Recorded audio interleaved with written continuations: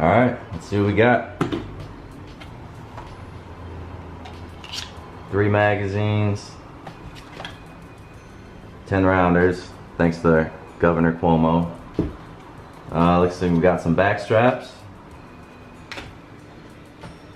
cleaning rod, and of course the 17. Got a nice smooth slide. I like that.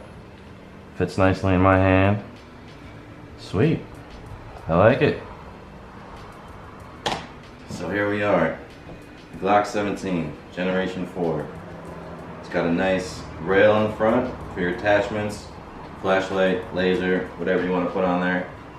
It's got pretty nice sights.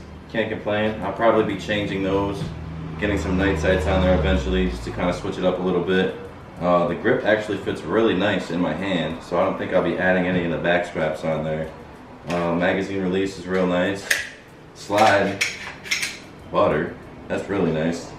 But yeah guys, Glock 17, Generation 4, here it is. Got it from Tim's Guns in upstate New York, Elbridge. Peace.